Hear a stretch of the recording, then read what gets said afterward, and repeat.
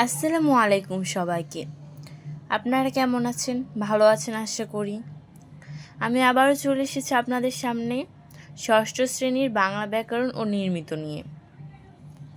আমরা গতদিন পড়েছিলাম রূপতত্ত্ব নিয়ে। রূপতত্ত্বকে শব্দতত্ত্ব বলা হয়। রূপতত্ত্ব কাকে বলে? রূপতত্ত্ব জানার জন্য শব্দ জানতে হবে, শব্দের গঠন জানতে হবে। তো শব্দের গঠন, গঠনের জন্য কতগুলো ভাষিক উপাদান রয়েছে? 4টি রয়েছে। 4টির মধ্যে আমরা 2টি পড়েছিলাম, প্রত্যয় এবং বিভক্তি। আজকে আমরা পড়ব উপসর্গ। উপসর্গ কি, কাকে বলে? দেওয়া আছে প্রত্যয় বিভক্তির মতো উপসর্গ বলতেই কিছু ভাষিক উপাদানকে বোঝায়, কিন্তু প্রত্যয় ও বিভক্তি বসে শব্দের শেষে, উপসর্গ বসে শব্দের আগে। এখানে কিন্তু পার্থক্যটা রয়েছে। বিভক্তি আর প্রত্যয়ে কিন্তু সেম একটু বলতে গেলে, এর দুটোরই কিন্তু স্বাধীন ব্যবহার নেই, কিন্তু উপসর্গ আর দুটোই কিন্তু শব্দের শেষে বা শব্দের মাঝে বসে। আর অন্যদিকে উপসর্গ কিন্তু শব্দের শুরুতে বসে। শব্দের শুরুতে বসে এটি একটি ভিন্ন অর্থবহ শব্দ তৈরি করে। যেমন এখানে দেওয়া আছে হার, একটি শব্দ। এর পূর্বে প্র, বি, উপসর্গ যোগ করলে হয় পুরোহার, বিহার, উপহার। বোঝাই যাচ্ছে যে উপসর্গের সাহায্যে নতুন শব্দ বা ভিন্ন অর্থবহ শব্দ তৈরি হয়, কিন্তু বিভক্তির সাহায্যে তা কখনো হয় না। মূল শব্দটি কেবল সম্প্রসারিত হয়। আপনারা দেখুন, এখানে প্রত্যয় আর বিভক্তি দিয়ে কিন্তু একটি নতুন শব্দ তৈরি হয় না। প্রত্যয়ের সাহায্যে অর্থটা একটু বদলে যায়, অর্থবহ হয় শব্দটা, আর বিভক্তির সাহায্যে অর্থটা একটু সম্প্রসারিত হয়। যেমন বিভক্তিতে ছেলে, এর সঙ্গে বিভক্তিদের যোগ করলে হয় ছেলেদের। আর প্রত্যয়ের ক্ষেত্রে খেল প্লাস খেলা, খেল কিন্তু কোনো অর্থবহ শব্দ না, এখানে যোগ করলে হয় খেলা। তো প্রত্যয়ের সাহায্যে একটি অর্থবহ শব্দ হয়, আর বিভক্তির সাহায্যে শব্দটা সম্প্রসারিত হয়, কিন্তু উপসর্গের সাহায্যে একটি নতুন শব্দ তৈরি হয়। দেওয়া আছে প্রত্যয় যোগ নতুন শব্দ কখনো হয়, আবার কখনো হয় না। মনে রাখতে হবে, নতুন শব্দ তখনই তৈরি হয় যখন আগের শব্দটি থেকে গঠিত শব্দের অর্থ, আকার বা রূপ ও শ্রেণীর পরিবর্তন ঘটে। তাহলে কীভাবে আমরা বুঝবো যে সেটা একটি নতুন শব্দ? সেটার শব্দটির অর্থ, আকার ও শ্রেণীর পরিবর্তন হতে হবে। যেমন এখানে হার, প্র কিন্তু একটা নতুন শব্দ যুক্ত করা হয়েছে, হারের সাথে যুক্ত করে এটার উচ্চারণটা বদলে গিয়েছে, এটা রূপ, এটা শ্রেণী, শব্দটির অর্থ সবগুলোই বদলে গিয়েছে। তার জন্য এটা বলা হচ্ছে যে এটা এখানে একটি নতুন শব্দ তৈরি হচ্ছে। কিন্তু এখানে প্রত্যয় কিন্তু তেমন হচ্ছে না। প্রত্যয় হয়, মাঝে মাঝে হয়, একটি নতুন শব্দ তৈরি হয়, আবার কখনো নতুন শব্দ তৈরি হয় না। যদি সেটার আকার, অর্থ, রূপ, শ্রেণী পরিবর্তিত হয় তাহলে বুঝবো যে সেটা পরিবর্তিত, আর যদি না হয় তাহলে সেটার অর্থ পরিবর্তিত না। যেমন বাড়িতে শব্দের আয়তন বাড়ি থেকে বেড়েছে, অর্থাৎ বদলানি। এখানে কিন্তু এটা বদলায়নি, এখানে অর্থটা একটু বেড়েছে কিন্তু বদলায়নি। কিন্তু পড়ো এরপর উয়া প্রত্যয় যোগ করলে হয় পড়ুয়া। তাহলে পড়ুয়া করলে দেখা যাচ্ছে যে পড়ো এর অর্থ যা পড়ুয়া এর অর্থ তা থেকে ভিন্ন। পড়ো এটা হচ্ছে একটা ক্রিয়া, আর পড়ুয়া হচ্ছে যে বিশেষ্য। আমরা পড়ো করার ক্ষেত্রে বলে যে তুমি পড়ো, পড়তে বসো, এরকম। আর পড়ুয়া এটা কিন্তু একটা, পড়ো কিন্তু একটা ক্রিয়া, কিন্তু পড়ুয়া বিশেষ্য, আমরা উপাধি দিয়ে থাকি, এটা পড়ুয়া একটি নতুন শব্দ। তাহলে কিন্তু আমরা এখানে উপসর্গ কি বোঝাই যাচ্ছে? উপসর্গ হচ্ছে এমন শব্দাংশ যা শব্দের শুরুতে বসে তার অর্থটাকে একটু বদলায় বা একটি নতুন অর্থবহ শব্দ তৈরি করে। কি উপসর্গ আর প্রত্যয় কিন্তু আর বিভক্তি কিন্তু আলাদা। আর উপসর্গ হচ্ছে এমন শব্দাংশ যে শব্দের শুরুতে বসে সেই শব্দটির অর্থ বদলে দেয়। আর প্রত্যয় বিভক্তি আলাদা। প্রত্যয় হচ্ছে অর্থটা বদলে দেয়, প্রত্যয় হচ্ছে একটি নতুন অর্থবহ শব্দ তৈরি করে, এটি অর্থবহ শব্দ তৈরি করে, নতুন না। আর হচ্ছে যে বিভক্তি হচ্ছে যে সেটা অর্থটা বদলে দেয়। আর উপসর্গ কি? উপসর্গ হচ্ছে একটি নতুন অর্থবহ শব্দ তৈরি করে। এবার বলবো আমরা সমাস। সমাস কাকে বলে? এখানে দেওয়া আছে দুই বা তার চেয়ে বেশি শব্দ একসঙ্গে যুক্ত হয়ে একটি শব্দ তৈরির প্রক্রিয়াকে সমাস বলে। তাহলে সমাস কাকে বলে? আমরা কিন্তু এখানে কিন্তু দুই বা তার চেয়ে বেশি শব্দ দেওয়া আছে, এটা কিন্তু খেয়াল রাখতে হবে। আমরা যদি ধ্বনি ভেবে বলি যে এটা শব্দ, তাহলে হবে না। শব্দ কাকে বলে? দুই বা তার চেয়ে বেশি ধ্বনি একত্রিত হয়ে শব্দ সৃষ্টি করে। আর সমাস কি? দুই বা তার চেয়ে বেশি শব্দ একত্রে যুক্ত হয়ে একটি শব্দ তৈরির প্রক্রিয়াকে সমাস বলে। এটা অনেকটাই হচ্ছে যে এক কথায় প্রকাশের মতো। যেমন কালের অভাব, আকাল, খেয়া পাড়াপাড়ে ঘাট, খেয়া ঘাট, নদী মাতা যার নদী মাত্রে ইত্যাদি। এক কথায় প্রকাশ কিন্তু এরকম, কয়েকটা শব্দ মিলে একটি শব্দ তৈরি হয়। অর্থাৎ তাহলে সমাস কাকে বলে? দুই বা তার চেয়ে বেশি শব্দ একসঙ্গে যুক্ত একটি নতুন শব্দ তৈরির প্রক্রিয়াকে সমাস বলে। তাহলে আমাদের শব্দের ভাষী উপাদানগুলো পড়া শেষ। এবার আমরা পড়ব শব্দের শ্রেণী বিভাগ বা সংবর্গ। আচ্ছা, শব্দ যখন বাক্যে ব্যবহৃত হয় তখন তার নাম হয় পদ। পদ কি জানো? পদ হচ্ছে পার্টস অফ স্পিচ, একে বাংলায় পদ বলা হয়। তাহলে শব্দ যখন বাক্যে ব্যবহৃত হয়, এখানে কিন্তু বাক্যের ব্যবহৃত প্রত্যেকটি শব্দকে পার্ট অফ স্পিচ বা পদ বলে। এখানে এটাই দেওয়া আছে যে শব্দ যখন বাক্যে ব্যবহৃত হয় তখন তার নাম হয় পদ। বাক্যে ব্যবহৃত শব্দ বা পদকে সাধারণত 8টি শ্রেণীতে ভাগ করা যায়। কয়টি শ্রেণীতে? 8টি শ্রেণীতে। ইংরেজিতে পার্ট অফ স্পিচও কিন্তু 8 ভাগে ভাগ করা যায়। এগুলো কি? এগুলো হলো যথাক্রমে বিশেষ্য, সর্বনাম, ক্রিয়াবিশেষণ, অব্যয়, ক্রিয়াবিশেষণ, অনুসর্গ, যোজক ও আবেগ। এখানে কিন্তু ক্রিয়া বিশেষণ অব্যয়, এখানে একটা ভুল আছে। এখানে ক্রিয়া এবং অব্যয় এ দুটো হবে না, এখানে শুধু বিশেষণ হবে। আর এখানে ক্রিয়া বিশেষণ এটা বাদে সবগুলো ঠিক আছে। তো তাহলে বিশেষ্য মানে কি? যে কোনো কিছুর নাম। চলো এগুলো পড়া যাক কোনটা কি।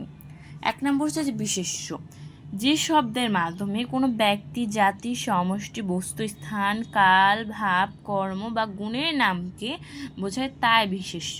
যেমন মানুষ, বাঙালি, রাস্তা, উৎসব ইত্যাদি। এখানে কিন্তু বিশেষ্য বলতে বোঝানো হয়েছে যে কোনো কিছুর নামকে, যে কোনো কিছুর নাম, জাতি হোক, সমষ্টি হোক, দেশের হোক, জায়গার হোক, যেটা কোনো কিছুর নামকে কিন্তু বিশেষ্য বলা হয়। যেমন মানুষ, এটা একটা নাম, বাঙালি নাম, রাস্তা নাম, উৎসব নাম, এগুলো কিন্তু সবই নাম। আর সর্বনাম কি? বিশেষ্যকে কি ইংরেজিতে কি বলা হয় জানো? নাউন। নাউন। আর সর্বনামকে ইংরেজিতে বলা হয় প্রোনাউন। সর্বনাম কি? সর্বনাম হচ্ছে যে বিশেষ্যের পরিবর্তে যা ব্যবহৃত হয় তাই সর্বনাম। যেমন অনন্যা 6ষ্ঠ শ্রেণীতে পড়ে, সে 2 কিলোমিটার হেঁটে স্কুলে যায়। এখানে যদি আমরা বলি অনন্যা 6ষ্ঠ শ্রেণীতে পড়ে, অনন্যা 2 কিলোমিটার হেঁটে স্কুলে যায়, অনন্যার ঘনিষ্ঠ বন্ধু পান্না, অনন্যা শিক্ষা সফরে গিয়েছিল, এখানে যদি আমরা বারবার অনন্যাটা রিপিট করি তাহলে কিন্তু সেটা ভালো দেখায় না, শুনতে সুমধুর হয় না, শ্রুতিমধুর হয় না। আর যদি আমরা সে মানে সর্বনাম যুক্ত করি তাহলে কিন্তু সেটা শুনতে ভালো দেখায়। যেমন অনন্যা 6ষ্ঠ শ্রেণীতে পড়ে, সে 2 কিলোমিটার হেঁটে স্কুল যায়, তার ঘনিষ্ঠ বন্ধু পান্না, তো এখানে সে, তার, তারা, এখানে কিন্তু এগুলো হচ্ছে যে সর্বনাম। তাহলে সর্বনাম কাকে বলে? বিশেষ্যের পরিবর্তে যা ব্যবহৃত হয় তাই সর্বনাম।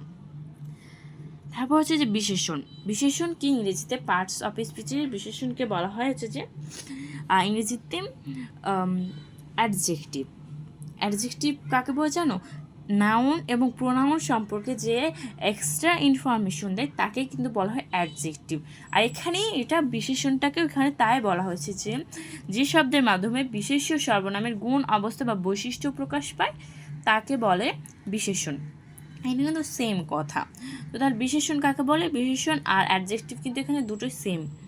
এখানে হচ্ছে যে শব্দের মাধ্যমে বিশেষ্য বা সর্বনামের গুণ, অবস্থা বা বৈশিষ্ট্য প্রকাশ পায় তাকে বলা হয় বিশেষণ। মানে বিশেষ্য এবং সর্বনাম সম্পর্কে যদি কোনো কিছু বলা হয়, যেমন এখানে বলা হয়েছে যে তার ঘনিষ্ঠ বন্ধু পান্না।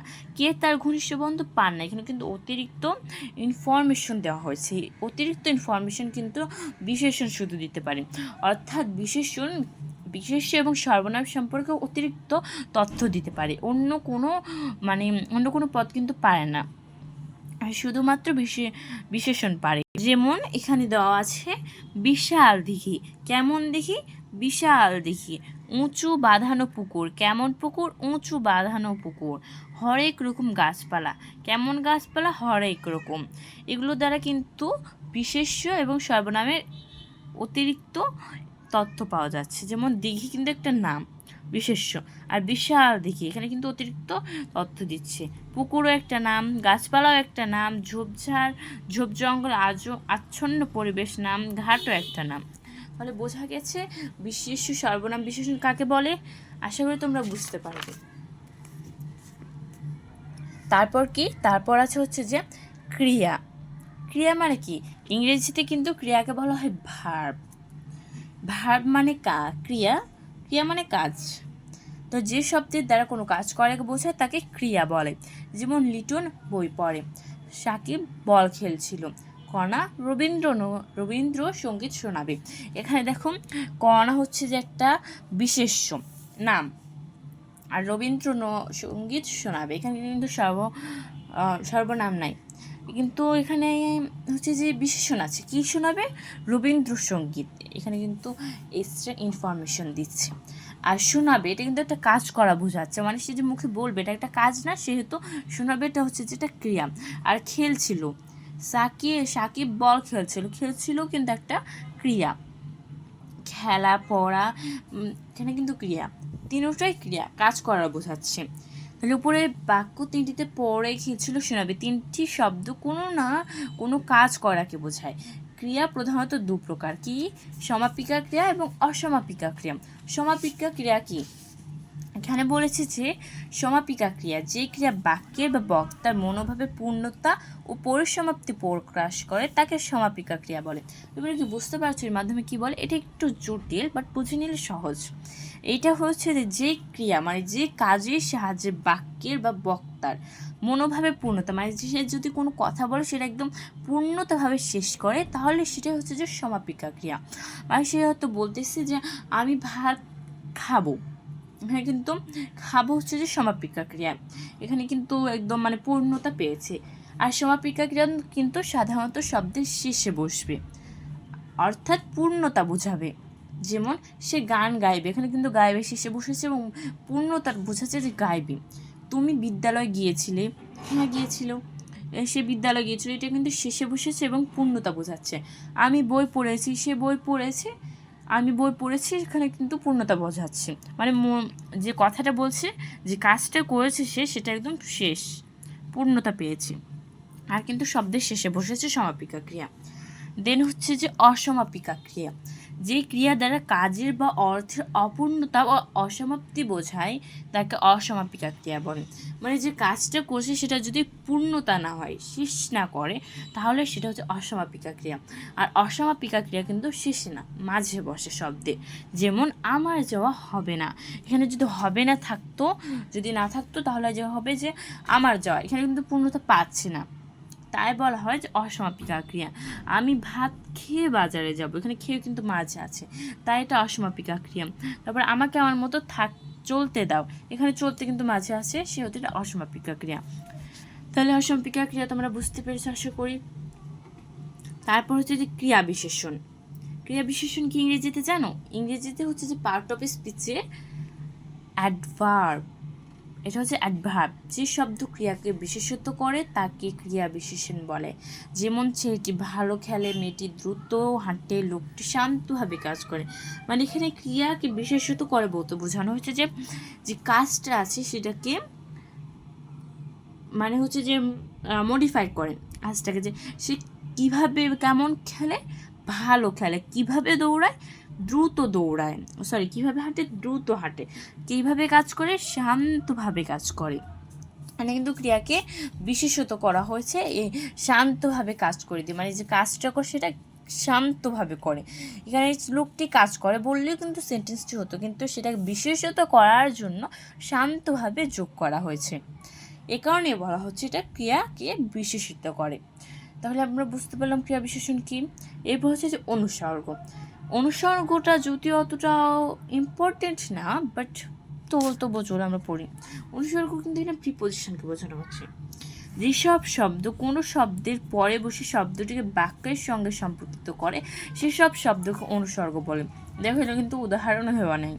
তাহলে যেসব শব্দ, ধরো কোনো শব্দটির পরে বসে কোনো শব্দ হচ্ছে যে শব্দের পরে বসে, যেসব শব্দ শব্দের পরে বসে শব্দটিকে, যে কোনো শব্দ শব্দের পরে বসে শব্দটিকে বাক্যের সাথে সম্পর্কিত করে তাকে বলা হয় অনুসর্গ। আর যোজক কি? পদ ও বাক্যকে যেসব শব্দ যুক্ত করে সেগুলোকে হচ্ছে যে যোজক বলা হয়। এটা কিন্তু কনজাংশন। পার্টস অফ স্পিচ হচ্ছে কনজাংশন। এটা পদ ও বাক্যকে, মানে যে পদটা আছে আর বাক্যটা সেটাকে সংযুক্ত করে কি যোজক। যেমন এবং, ও, আর, কিন্তু, তবু ইত্যাদি। যেমন এখানে বলে যে আমি আর ঋতু আমার ফ্রেন্ড, আমি আর ঋতু ফ্রেন্ড বন্ধু। এখানে কিন্তু আর হচ্ছে যেখানে যোজক। আমি আর ঋতু, এখানে কিন্তু আমি ঋতু, এখানে কিন্তু কোনোটা হচ্ছে না, মানে আমি ঋতু, এখানে আমি না দিয়ে এটাও দিতে পারে যে রিফা ও ঋতু ফ্রেন্ড, এখানে রিফা ঋতু কিন্তু এটা মানাচ্ছে না। যদি আমরা বলি যে রিফা আর ঋতু ফ্রেন্ড বন্ধু, তাহলে কিন্তু সেটা একটি অর্থপূর্ণ শব্দ হচ্ছে এবং দুটো শব্দকে একসাথে সংযুক্ত করছে।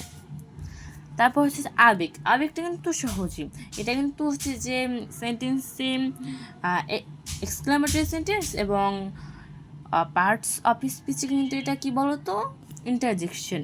এই তো আবেগ, যেসব শব্দ দিয়ে মনে বিচিত্র আবেগ বা অনুভূতি প্রকাশ করে সেগুলোকে আবেগ শব্দ বলে। যেমন বাহ, বেশ, সাবাস, ছি ছি ইত্যাদি। বাহ বলতে কিন্তু বোঝানো হয়েছে যে বাহ তুমি তো খুব ভালো, তারপর বেশ, বেশ তোমাকে খুব সুন্দর লাগছে। এগুলো কি বলা হয়? আবেগ। আবেগটা কিন্তু সহজ, আবেগটা সহজ। আশা করি তোমরা এখানে হচ্ছে যে পদ কয় প্রকার, কি কি কাকে বলে বুঝতে পেরেছো। এবার হচ্ছে যে এখানে আছে শব্দের শ্রেণী বা সংবর্গ পরিবর্তন। এখানে বিশেষ্য থেকে বিশেষণ, বিশেষ্য থেকে বিশেষণ কাকে বলে? বিশেষ্য শব্দের শেষে প্রত্যয় যোগ করে বিশেষণ শব্দ গঠন করা হয়। যেমন বিশেষ্য, তাহলে এটা কিন্তু আমাদের মনে রাখতে হবে, এটা কিন্তু অবজেক্টিভ হিসেবে পড়তে পারে। বিশেষ্যের সাথে কি যোগ করে বিশেষণ করা হয়? বিশেষের সাথে প্রত্যয় যোগ করে বিশেষণ করা হয়। যেমন বিশেষ্য হচ্ছে জল, বিশেষণ জলা। বিশেষণ মানে কি তোমাদের মনে আছে? বিশেষণ হচ্ছে যে যেসব শব্দ সর্বনাম এবং বিশেষণ সম্পর্কে অতিরিক্ত তথ্য দিবে সেটাই হচ্ছে যে মানে দোষ গুণ অবস্থা বোঝাবে, সেটাই হচ্ছে যে বিশেষণ। বিশেষ্য একটা নাম, সেটা থেকে বিশেষণ হচ্ছে জল একটা নাম জলা হয়ে গেল, ঢাকা একটা নাম ঢাকায় হয়ে গেল, দিন একটা নাম দৈনিক হয়ে গেল, তারপর নিচ একটা নাম এটা নিজ হয়ে গেল, মাটি থেকে মেটে হয়ে গেল। এভাবেই হচ্ছে যে বিশেষ্য থেকে বিশেষণ করা হয়। তারপর বিশেষণ থেকে বিশেষ্য, এখানে হচ্ছে যে বিশেষ্য থেকে বিশেষণটা জরুরি, বিশেষণ থেকে বিশেষ্য এটা অতটাও জরুরি না। যেমন যে ভাষিক উপাদানের সাহায্যে বিশেষণ শব্দ তৈরি হয়েছে, মানে এই যেখানে দিন থেকে দৈনিক হয়েছে, দৈনিকটা এখানে বিশেষণ, এখান থেকে দৈনিক থেকে দিন করতে হবে। কীভাবে করতে হবে? দিন প্লাস ইক যোগ করে, এটাই হচ্ছে যে বিশেষণ থেকে বিশেষ্য। এটা এখানে দেওয়া আছে যে যে ভাষিক উপাদানের সাহায্যে বিশেষণ শব্দ তৈরি হয়েছে সে ভাষিক উপাদানটিকে বিচ্ছিন্ন করলে বিশেষ শব্দ পাওয়া যাবে, বিশেষ্য শব্দ পাওয়া যাবে। যেমন মিঠাই, মিঠা প্লাস আই মিঠাই। তারপর হচ্ছে চালাকি, চালাক। নীলিমা নীল, লালিমা লাল প্লাস ইমা লি লাল। এখানে কিন্তু তাহলে আমাদের আজকে 3.4 পয়েন্ট শেষ। এখানে আজকে আমরা একটুকু করে নিই, তাহলে এই অধ্যায়টা আপাতত শেষ হয়ে যাবে। আজকে বরং এপিসোডটা করে নিই তোমাদের সাথে। লিঙ্গ কাকে বলে? তোমরা কি লিঙ্গ পড়েছো? জেন্ডার ইংরেজিতে কিন্তু কি জেন্ডার বলে। লিঙ্গ কিন্তু 4 প্রকার, এখানে 2 প্রকারের কথা বলা হয়েছে, পুরুষবাচক আবার কোনোটি নারীবাচক। এখানে দেওয়াই আছে যে কোনোটি আবার পুরুষবাচক, কোনোটি আবার নারীবাচক, দুটোই হয়, আবার কোনোটি প্রাণহীন হয়। যে কোনো আবার নারী ও পুরুষ উভয়কে বোঝায়, যেমন চিকিৎসক, মন্ত্রী, রাষ্ট্রপতি ইত্যাদি। তো আমরা আজকে তাহলে পুরুষবাচক এবং নারীবাচকটা পড়ি। পুরুষবাচক কি? যেসব শব্দ দ্বারা পুরুষকে নির্দেশ করে তাকে পুরুষবাচক বলে। এটা কিন্তু সহজ, যেমন চাচা, মামা, কাকা, নানা, ভাই, স্বামী ইত্যাদি। আর নারীবাচক কি? যেসব শব্দ কেবল নারীকে নির্দেশ করে ওঠে তাকে নারীবাচক বিশেষ্য বলে। যেমন মা, চাচি, কাকি, খালা, মামি, ভাবি, স্ত্রী ইত্যাদি। নারীবাচক আর পুরুষবাচক আশা করি তোমরা বুঝতে পারবে। যেসব শব্দ দ্বারা পুরুষকে বোঝায় সেটা পুরুষবাচক, আর যেসব শব্দ দ্বারা নারীকে বোঝায় সেটা হচ্ছে যে নারীবাচক। নারী তো যারা আছে নারী বুঝবে, আর পুরুষ তো পুরুষ। লিঙ্গ পরিবর্তনকে কি? এটা সহজ, পুরুষবাচক থেকে নারীবাচককে করা হচ্ছে যে লিঙ্গ পরিবর্তন। যেমন আব্বা থেকে আম্মা, চাচা থেকে চাচি, মামা থেকে মামি, ভাই বোন, এগুলোই। এটা সহজ, তোমরা পড়ে নেবে একটু তাহলে হবে। তারপর হচ্ছে যে বচন। বচন কি? বচনকে ইংরেজিতে কি বলে জানো? পার্সন। সরি পার্সন না, কি জানি সে দাঁড়াও। বচন এখানে তো তো নাম্বার বচনকে নাম্বার বলা হয়। এটা সিঙ্গুলার নাম্বার এবং প্লুরাল নাম্বার। এই তো বাংলা ভাষায় বিশেষ্য সর্বনামের সংখ্যাগত দু ধরনের ধারণা পাওয়া যায়, কি বিশেষ্য এবং সর্বনাম। এই তো বিশেষ্য বল, মেয়ে, খাতা, বিশেষ্য কিন্তু এখানে কিন্তু হচ্ছে সিঙ্গুলার, বল, মেয়ে, খাতা সিঙ্গুলার। এখানে প্লুরাল করলে হবে যে বলগুলো, মেয়েরা, অনেক খাতা। এতে এখানে দেওয়াই আছে তোমাদের যে এক বচন, বহু বচন। বাংলায় বলা হয় বচন, এক বচন, বহু বচন, আর ইংরেজিতে number, singular number, plural number. বচনে তো ছেলে, ছেলেরা, ভাই, ভাইয়েরা, বই, বইগুলো, আম, আমগুলো, শিক্ষক, শিক্ষকগণ, ছাত্র, ছাত্রবৃন্দ, মেঘ, মেঘমালা। এটা কিন্তু তোমাদের সহজ। আর এখানে রয়েছে তোমাদের পক্ষ বা পুরুষ। তোমাদের পক্ষ এবং পুরুষটা পড়িয়ে নিই এবং তোমাদের পরে অনুশীলনের এগুলো পড়াবো। পক্ষ বা পুরুষ কি জানো? এটা হচ্ছে যে person, first person, second person এবং থার্ড পার্সন। পক্ষ পুরুষের তো পক্ষ তিন প্রকার: বক্তা পক্ষ, শ্রোতা পক্ষ, অন্য পক্ষ। বক্তা পক্ষ হচ্ছে যে ফার্স্ট পার্সন, আর শ্রোতা পক্ষ হচ্ছে যে সেকেন্ড পার্সন, আর অন্য পক্ষ হচ্ছে থার্ড পার্সন। বক্তা পক্ষ কি? যে বক্তা পক্ষ হচ্ছে যে সর্বনামের দ্বারা বাক্যের বা উক্তের বক্তা নিজেকে বা বক্তার দলের সবাইকে বোঝায় তাকে বক্তা পক্ষ বা উত্তম পুরুষ বলে। মানে যে সর্বনামের দ্বারা নিজে কথা বলবে কিংবা নিজের দলের সবাইকে বোঝায় তাকে হচ্ছে বক্তা পক্ষ। যেমন আমি, আমাকে, আমাদের, আমরা। তারপর হচ্ছে যে শ্রোতা পক্ষ, যে সর্বনামের দ্বারা শ্রোতা বা শ্রোতার দলের সবাইকে বোঝায় তাকে শ্রোতা বা মধ্যম পুরুষ বলেন। তাহলে বক্তা পক্ষ হচ্ছে যে উত্তম পুরুষ, আর শ্রোতা পক্ষ হচ্ছে যে মধ্যম পুরুষ। শ্রোতা পক্ষ হচ্ছে যে আমি, মানে বক্তা পক্ষ যাদেরকে বলবে তাদের দলের সবাইকে বা তাকে বোঝাবে, তাকে হচ্ছে শ্রোতা পক্ষ। যেমন তুমি, তোমাকে, তোমার, তোমাদের, আপনি, আপনার, আপনাকে, তুই, তোরা, তোকে, তোদের ইত্যাদি। তারপর হচ্ছে যে অন্য পক্ষ কি? যে সর্বনামের দ্বারা বক্তা বা শ্রোতা ছাড়া অন্য ব্যক্তি বা ব্যক্তিবর্গকে বোঝায় তাকে অন্য পক্ষ বা প্রথম পুরুষ বা নাম পুরুষ বলে। এখানে কিন্তু বক্তা পক্ষকে উত্তম পুরুষ, আর শ্রোতা পক্ষকে মধ্যম পুরুষ, আবার অন্য পক্ষকে বলা হয় নাম পুরুষ বা প্রথম পুরুষ। মানে এখানে বলা হচ্ছে শ্রোতা বা অন্য পক্ষ হচ্ছে যে বক্তা এবং শ্রোতাবাদে যারা থাকবে তারা হচ্ছে যে অন্য পক্ষ। যেমন সে, তাকে, তার, একে, এ, তারা, তাদের ইত্যাদি। আর এখানে হচ্ছে যে অন্য পক্ষ হচ্ছে যে কোনো নামকে অন্য পক্ষে বোঝায়। তাহলে আশা করি তোমরা এই অধ্যায়টা বুঝতে পেরেছো। আমি রূপতত্ত্ব এগুলো পড়ানো আপাতত শেষ। আমি তোমাদেরকে পরে অনুশীলনীর উত্তরগুলো বলে দেবো কোনটা কি হবে। আজকে এতটুকুই। আল্লাহ হাফিজ। আসসালামু আলাইকুম।